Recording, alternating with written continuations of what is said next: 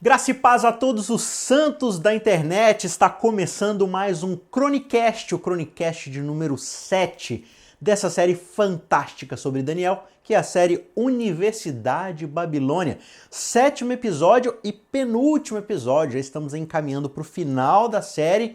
A gente está preparando aí novos materiais para o futuro aí para passar dentro do Chronicast, mas por enquanto a gente vai tentar concluir aqui com chave de ouro a série de Daniel, Universidade Babilônia. Então, após esse episódio aqui, que é do capítulo 5 de Daniel, a gente vai ter o 8º episódio sobre o capítulo 6, e aí a gente encerra e você fica só com Contracultura para a gente encerrar ali e terminar de abordar o livro de Daniel. Aqui, como eu já disse, eu só vou abordar a parte mais narrativa da história de Daniel. Quero fazer um convite para você que ainda não se inscreveu no nosso canal, se inscreve aí, aproveita, clica no botão de se inscrever, ative as notificações para ficar por dentro de tudo o que acontece, de todos os vídeos que saem. A gente está tentando aí trabalhar para cada vez trazer mais material. Em breve teremos vídeos ao vivo aí, algumas lives novamente. E aí você não pode ficar de fora. Para você saber de tudo que está acontecendo, fica aí inscrito no canal, chama a galera para participar também, para se inscrever.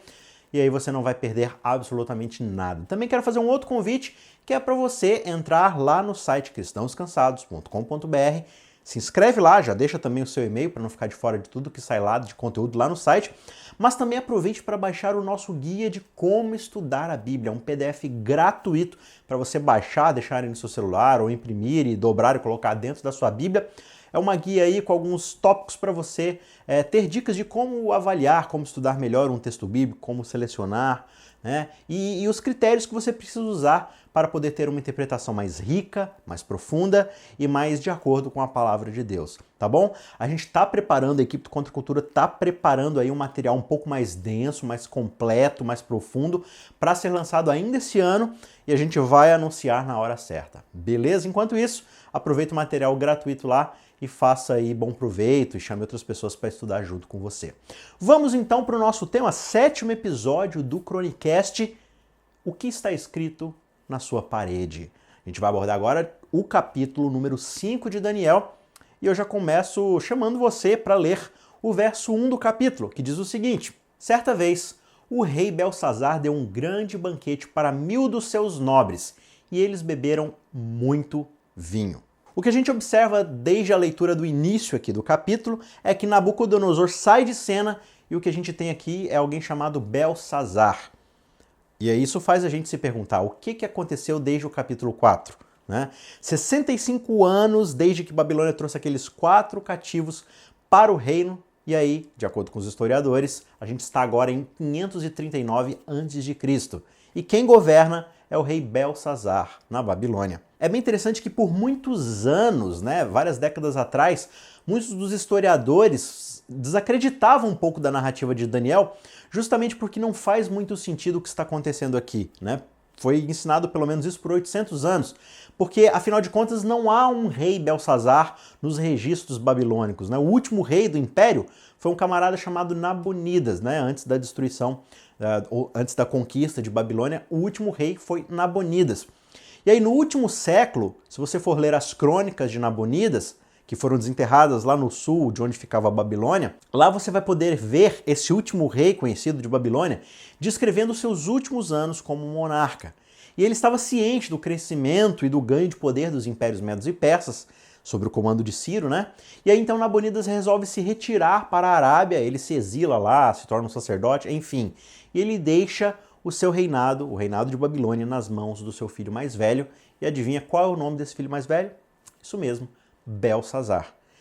Então, o que a gente percebe aqui é que a história, mais uma vez, entra em acordo com a Bíblia, né? Mas vamos voltar aqui então para a narrativa bíblica. Verso 2 diz o seguinte: enquanto Belsazar bebia vinho, deu ordens para trazerem as taças de ouro e de prata que o seu predecessor, Nabucodonosor, tinha tomado do templo de Jerusalém, para que o rei e os seus nobres, as suas mulheres e as suas concubinas bebessem nessas taças.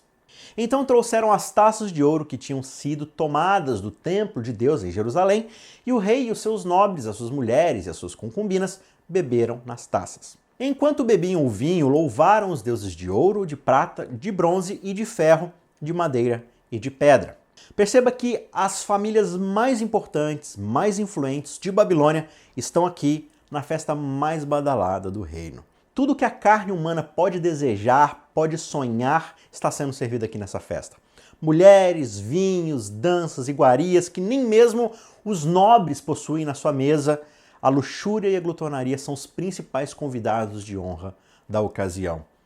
E esse texto bíblico enfatiza justamente que em determinado momento o rei ainda manda como desaforo servir a bebida nas taças de ouro e prata que foram roubadas de onde? Do templo de Jerusalém. Uma afronta a Yahvé. Se você se lembra do primeiro episódio, do primeiro capítulo de Daniel, a gente vê justamente que essas taças pertenciam exclusivamente ao templo para serem manipuladas sagradamente pelos sacerdotes de Jeová. E aqui a gente tem o quê? Um exército inimigo acampado do lado de fora dos muros do reino, mas não, eles são Babilônia. Eles são os maiores e mais poderosos do mundo. Não há motivo para ter medo. Vamos festejar em segurança.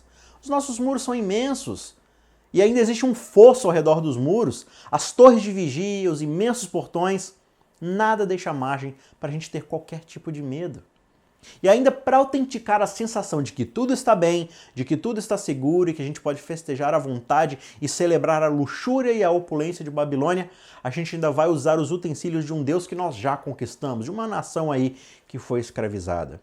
Esse é o clima de confiança total que permeia por essa zombaria que toma conta do ar, que toma conta do ambiente. Até que começa o verso 5.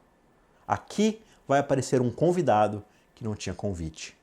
Mas de repente apareceram dedos de mão humana que começaram a escrever no reboco da parede, da parte mais iluminada do palácio real.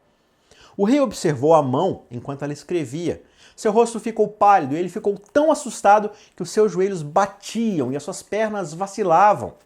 No meio da festa, com o álcool rolando solto, diante de toda a zombaria e de todo o escárnio, sentado no trono, o rei começa a presenciar uma cena terrível e assustadora.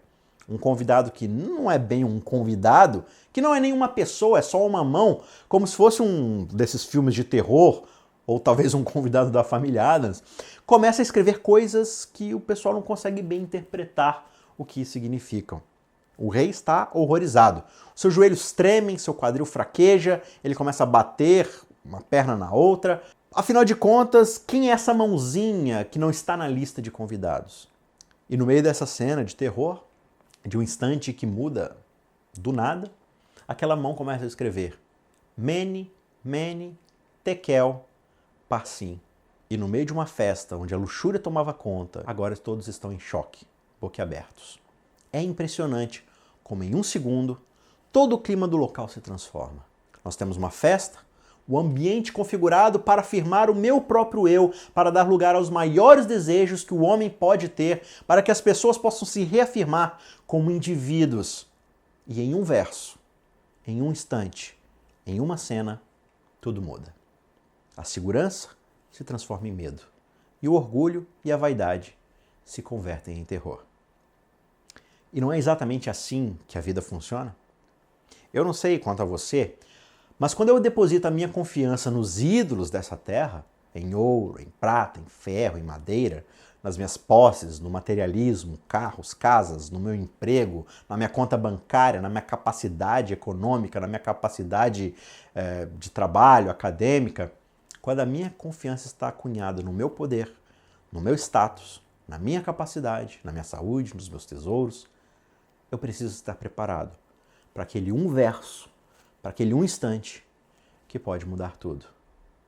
E aqui nós temos o homem mais poderoso do mundo sentado no maior trono de todos, festejando, reafirmando sua confiança, sua autoridade, sua riqueza, seu status. E em um verso, uma mão no muro e tudo desmorona. Mene, Mene, Tekel, Parsim. Nos momentos que se seguem desse episódio, a gente vai ver quase uma reprise do capítulo 2, mas é quase. Existem algumas diferenças aqui, veja só, verso 7. Aos gritos o rei mandou chamar os encantadores, os astrólogos, os adivinhos, e disse a esses sábios da Babilônia: aquele que ler essa inscrição e interpretá-la, revelando-me o seu significado, vestirá um manto vermelho, terá uma corrente de ouro no pescoço e será o terceiro em importância no governo do meu reino.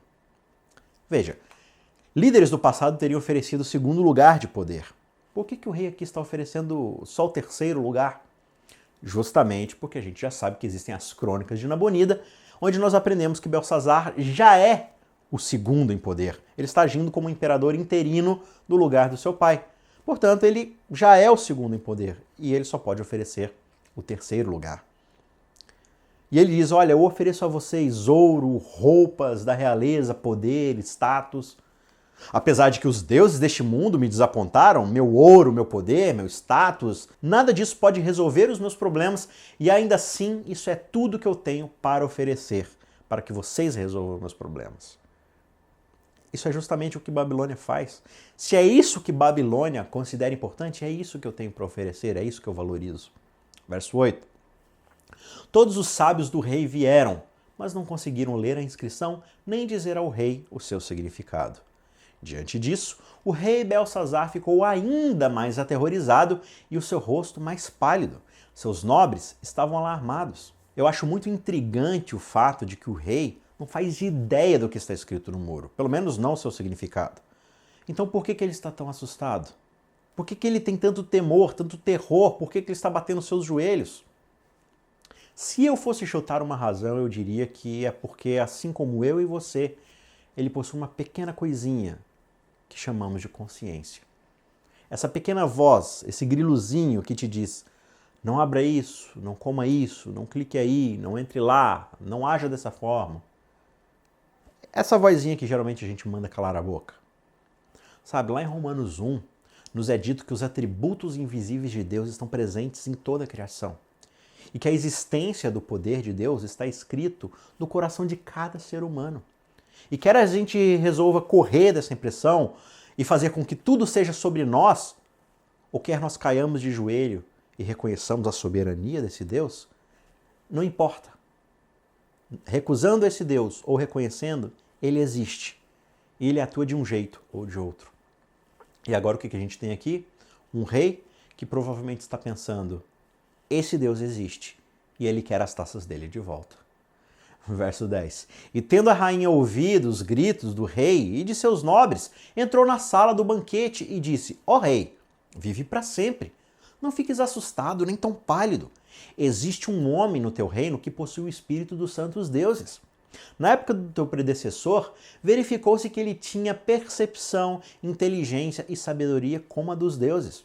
O rei Nabucodonosor, teu predecessor, sim, o teu predecessor, ó rei, o nomeou chefe dos magos, dos encantadores, dos astrólogos e dos adivinhos.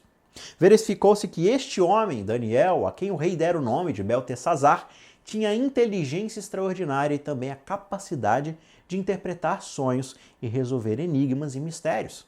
Mande chamar Daniel e ele te dará o significado da escrita. Aqui nós temos uma mulher sábia, cujo nome a gente não sabe, mas que com suas palavras ela se junta à galeria das mulheres importantes da Bíblia que influenciaram e mudaram o curso da história. Mulheres como Ruth, Esther, Noemi, Abigail, Maria, Lídia.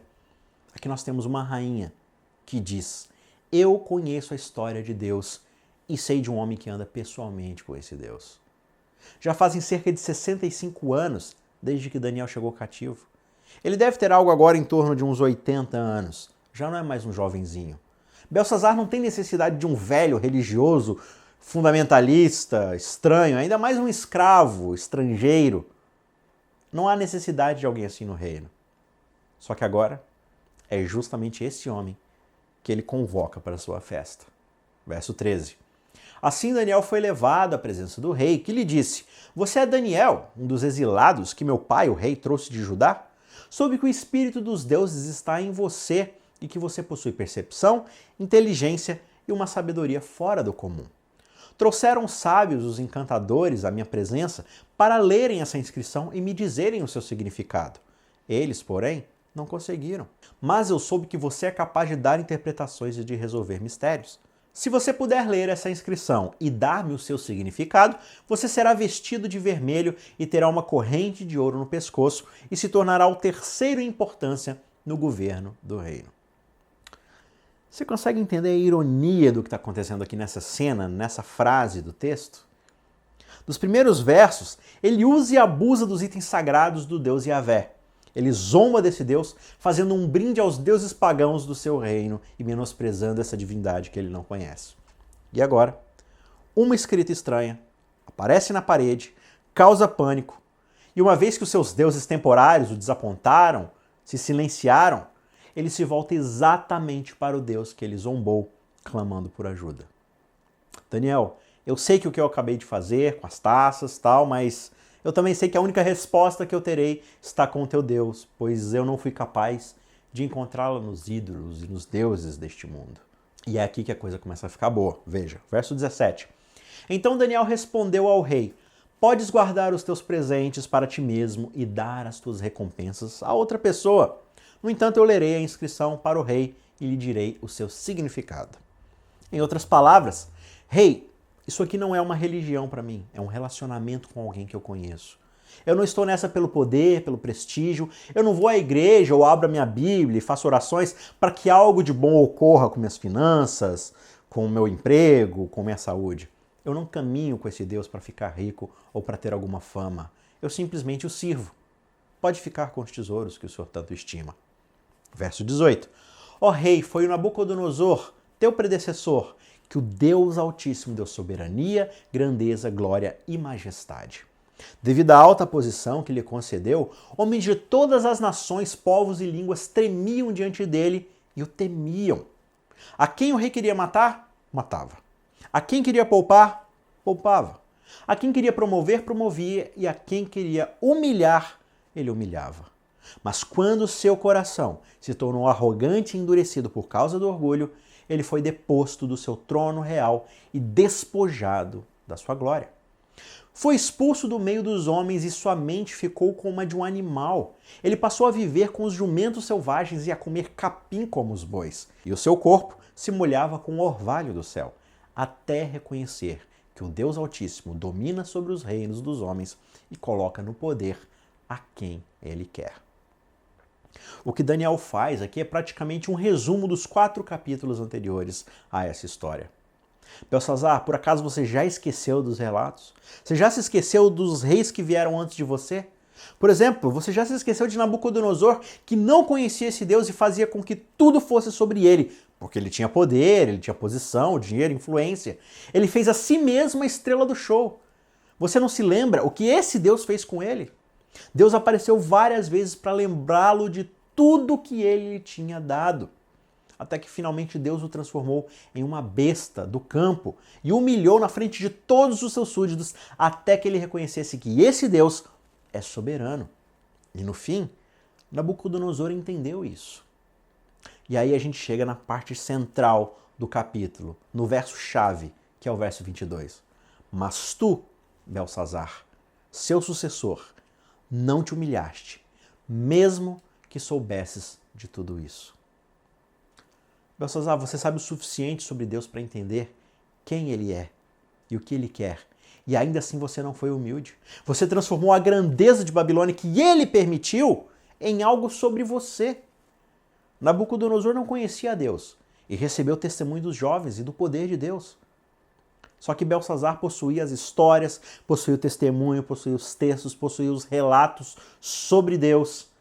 E ainda assim, ele decidiu não se humilhar perante Deus. Ele decidiu fazer escolhas contra a vontade de Deus, afrontando a soberania desse Deus.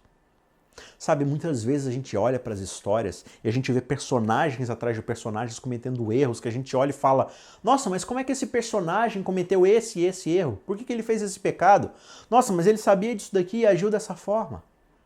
Só que muitas vezes a gente lê o texto bíblico, a gente conhece as histórias, a gente sabe como esse Deus trabalha e a gente sabe os erros que pessoas já cometeram diante dele. E ainda assim a gente ignora a Bíblia, a gente ignora a palavra de Deus e resolve viver a nossa vida como se tudo que nós temos tivesse sido conquistado único e exclusivamente por nós e não nos dado pela soberania e pela glória de Deus para a honra do seu nome. Não é assim que a gente trata a Bíblia? Então, antes da gente crucificar Belsazar, existe um babilônico chamado Belsazar dentro de cada um de nós. Verso 23. Pelo contrário, rei, tu te exaltaste acima do Senhor dos céus. Mandaste trazer as taças do templo do Senhor para que nelas bebessem tu, teus nobres, tuas mulheres, tuas concubinas. Louvaste os deuses de prata, de ouro, de bronze, de ferro, de madeira, de pedra, que não sabem ver, nem ouvir, nem entender. Mas tu não glorificaste o Deus, o único Deus que sustenta em suas mãos a tua vida e todos os teus caminhos.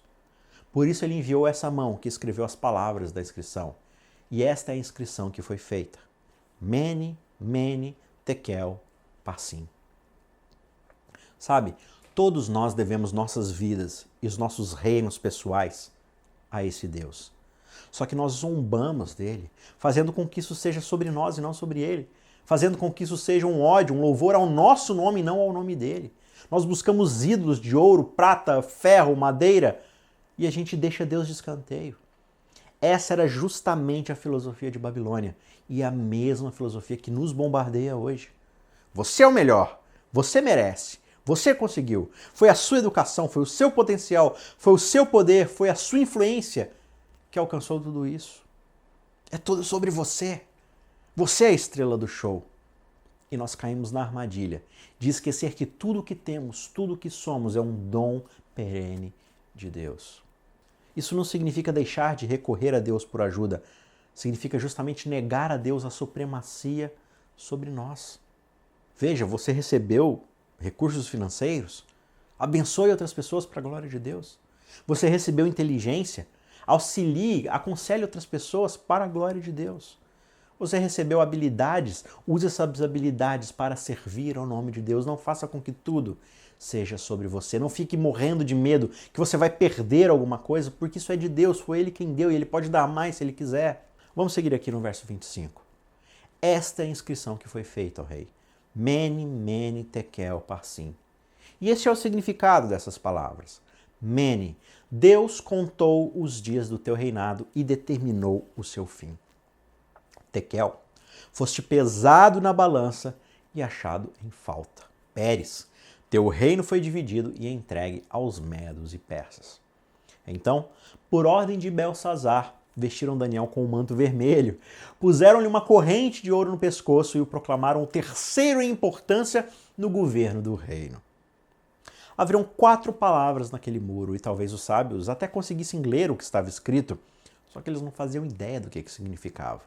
Via-se apenas o que estava escrito: numerado, numerado, pesado, dividido. E aí Daniel começa a explicar. Rei, os teus dias estão contados e Deus disse que eles chegaram ao fim. E você sabe por quê?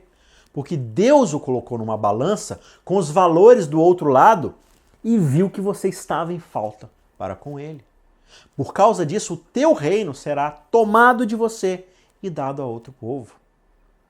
Apesar desse pessimismo todo, o rei ainda homenageia Daniel com aquele manto púrpura, simbolizando toda a pompa de Babilônia, coloca ouro no seu pescoço, e eu aposto que quando todo mundo gritou e reverenciou Daniel pela sua conquista do poder, pela sua promoção, pelo status que ele adquiriu no meio do reino, ele deve ter revirado seus olhos e exaurido um pequeno... Porque veja o que acontece nos versos seguintes. Verso 30. Naquela mesma noite, Belsazar, rei dos babilônios, foi morto, e Dario, o Medo, apoderou-se do reino com a idade de 62 anos. Daniel deve ter pensado, que ótimo, eu sou o terceiro maior líder do reino por 6 horas e 23 minutos, belezinha, deixa eu ir para a cama que eu ganho mais. Naquela mesma noite, Babilônia foi tomada. E é bem curioso que os historiadores, eles até divergem um pouco em relação a esse evento, porque ninguém aceitaria que um exército como o dos medos e persas conseguiriam conquistar Babilônia dentro da sua própria fortaleza. Só que o historiador Heródoto, ele descreve o momento da seguinte forma, abre aspas, sem perda de tempo, os persas postados nas margens entraram na cidade, com as águas do rio dando apenas pelas coxas. Se os babilônios tivessem sido instruídos com antecedência sobre o propósito de Ciro, ou se o percebessem no momento da execução, poderiam ter feito perecer todo aquele exército, evitando a invasão da cidade. Bastaria fechar as portas que conduzem ao rio e atacá-lo do muro marginal. Os soldados seriam apanhados como peixes numa rede. A verdade é que os persas surgiram quando eram menos esperados.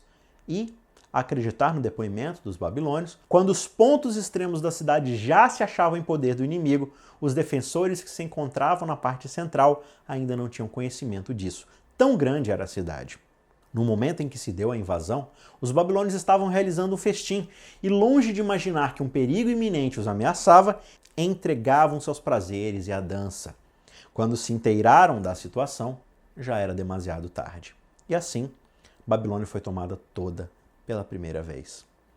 Em uma única noite, o império mais conhecido do mundo, mais poderoso, mais rico, mais imponente, mais soberbo, é conquistado sem muito derramamento de sangue.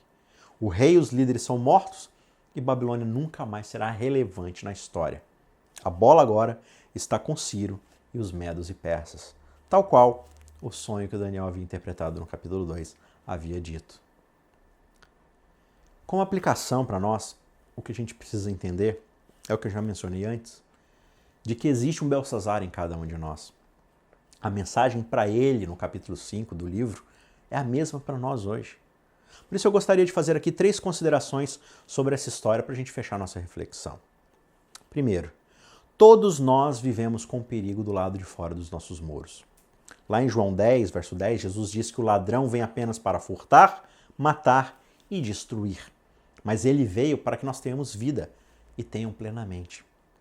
E aí Pedro vai colocar dessa forma: sejam sóbrios e vigiem. O diabo, o inimigo de vocês, anda ao redor como um leão, rugindo e procurando quem possa devorar. Simplesmente porque você é feito à imagem de Deus, ele já quer te destruir. E se você quer se chamar ainda de cristão, pode ter certeza que você colocou um alvo nas suas costas. E quando a gente fala de destruição, geralmente nos focamos no negativo, né? Promiscuidade, drogas, libertinagem, materialismo, imoralidade.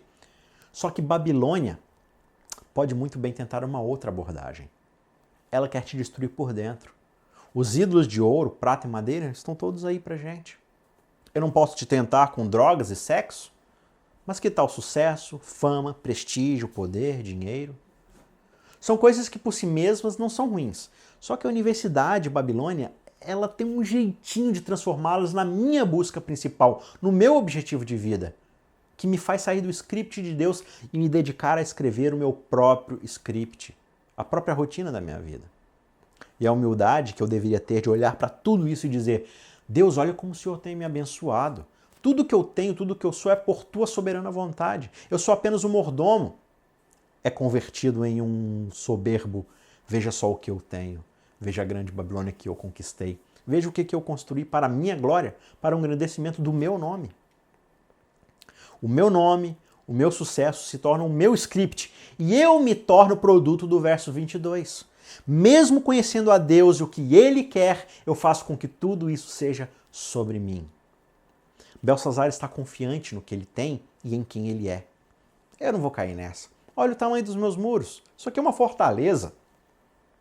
Olha a minha conta bancária. Olha o meu patrimônio. Olha a família que eu tenho. Olha os parceiros de negócio que eu tenho.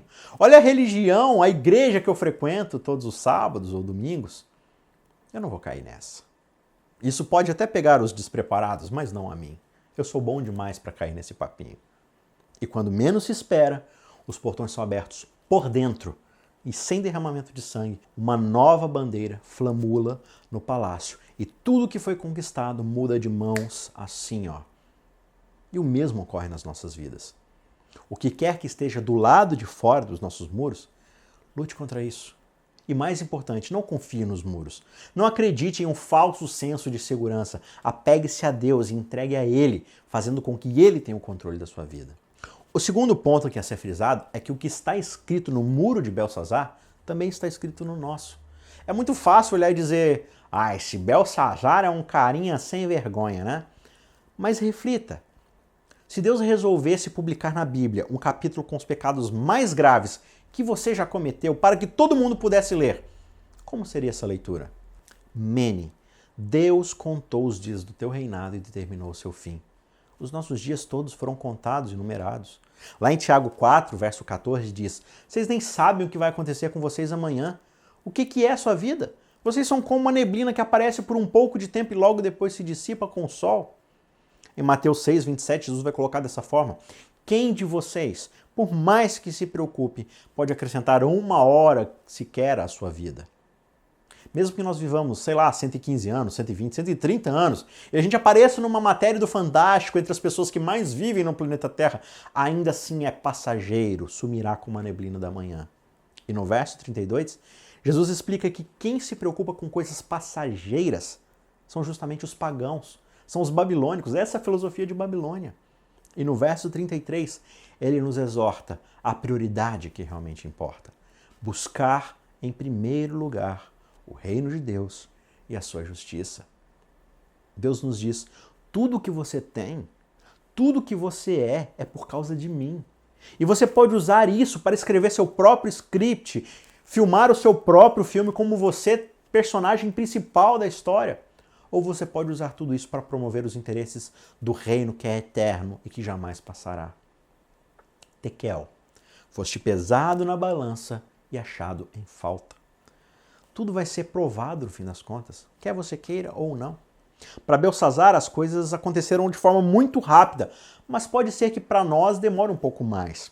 Só que mesmo assim, mesmo que seja apenas no fim, as nossas obras serão provadas pelo fogo. Paulo diz lá em 1 Coríntios 3, 11 a 13, porque ninguém pode colocar outro alicerce além do que já está posto, que é Jesus Cristo. Se alguém constrói sobre esse alicerce usando ouro, prata, pedras preciosas, madeira, feno, palha, sua obra será mostrada, porque o dia trará a luz, pois será revelada pelo fogo, que provará a qualidade da obra de cada um. O famoso, sábio rei Salomão escreve um livro inteiro para falar da futilidade e da limitação de tudo que nós possamos produzir aqui nessa terra. E no fim, ele resume toda essa ópera da seguinte forma: agora que já se ouviu de tudo, que já se experimentou de tudo, que já se viveu de tudo, esta é a conclusão. Tema a Deus e guarde os seus mandamentos, pois isso é o essencial para todo e qualquer homem. Pois Deus trará julgamento tudo o que foi feito, inclusive tudo aquilo que está escondido, quer seja bom, quer seja mal. Parsim. Teu reino foi dividido e entregue aos medos e persas. Sabe, Deus nos concede dons, habilidades e bens para usar para o seu reino, para a sua glória, para salvar pessoas. E a gente pode fazer como o povo de Israel e abraçar essas bênçãos e fazer com que elas sejam sobre nós e não sobre Deus. E o que aconteceu com Israel? Deus tirou daquele povo o seu selo de exclusividade e aquela herança de Abraão foi estendida a todos os povos. Nós podemos acumular tudo e fazer com que tudo seja sobre nós, mas quando o tempo acabar, tudo irá para a próxima pessoa da fila, até que tudo acabe. E o ponto número 3 é que todos nós, assim como Belsazar, Nabucodonosor, Daniel, todos nós temos uma escolha a fazer. Se tudo isso que nós vimos até agora é de fato verdade, então nós realmente temos uma escolha para fazer.